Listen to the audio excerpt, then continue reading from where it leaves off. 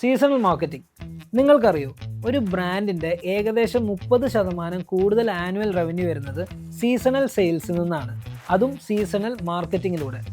Christmas and new year ആയി കുറേ companies അവരുടെ ഓഫേഴ്സും കാര്യങ്ങളായിട്ട് അഡ്വർടൈസിങ്ങിൽ ഫോക്കസ് ചെയ്യുന്നുണ്ട്. മാക്സിമം പ്രോഫിറ്റ് ഉണ്ടാക്കാൻ എന്ന ഒറ്റ പ്ലാനിൽ. എന്താണ് seasonal marketing? Christmas, new year, Onam പോലുള്ള സീസണുകളെ ഫോക്കസ് ചെയ്യുന്ന മാർക്കറ്റിംഗ് തന്നെ. ആ ഒരു ടൈമിൽ ആളുകൾ നല്ല ഹാപ്പി ആയിരിക്കും.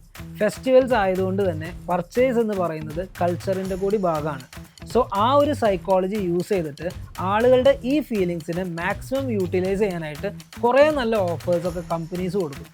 അങ്ങനെ അതിലൂടെ സെയിൽസും അവർക്ക് ഇൻക്രീസ് ആകും. ഇപ്പോൾ ഡിജിറ്റൽ അഡ്വർടൈസിങ്ങിലേക്ക് കടന്നതുകൊണ്ട് തന്നെ കുറച്ചുകൂടി ഈസിയായി ആളുകളിലേക്ക് റീച്ച് ചെയ്യാം. പണ്ട് ടി വി ആയിരുന്നേ, ഇന്ന് കുറച്ചും കൂടി എളുപ്പത്തിൽ കയ്യിലുള്ള മൊബൈലുകളാണ് ടാർഗറ്റ്. ഇന്ത്യൻ ബ്രാൻഡ്സ് മാത്രമല്ല, ഇൻ്റർനാഷണലി ഒട്ടുമിക്ക എല്ലാ ബ്രാൻഡ്സും സീസണൽ മാർക്കറ്റിംഗ് ചെയ്യുന്നവരാണ്. പക്ഷെ കുറച്ച് ഇമ്പോർട്ടൻ്റ് കാര്യങ്ങൾ ശ്രദ്ധിക്കണം, അല്ലെങ്കിൽ നല്ല രീതിക്ക് കൈകൊള്ളാൻ ചാൻസ് ഉണ്ട്.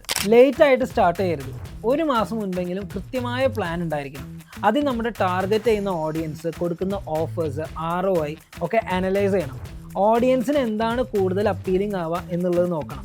മീൻസ് ഒരു വൈഡ് റേഞ്ച് ഓഫ് ആളുകൾക്ക് അപ്പീലിംഗ് ആവുന്ന ഓഫേഴ്സ്. പിന്നെ ഒരു പരിധിയിൽ കൂടുതൽ ഡിസ്കൗണ്ട് ഇട്ട് കഴിഞ്ഞാൽ നമുക്ക് കിട്ടുന്ന റിട്ടേൺസിനെ നല്ല രീതിക്ക് എഫക്റ്റ് ചെയ്യും. സോ അതും ശ്രദ്ധിക്കണം. അങ്ങനെയൊക്കെ. അപ്പോൾ എന്തായാലും കൂടുതൽ വീഡിയോസിനായിട്ട് ചാനൽ സബ്സ്ക്രൈബ് ചെയ്യുക. അതുപോലെ തന്നെ എല്ലാവർക്കും സീസണൽ വിഷസ്.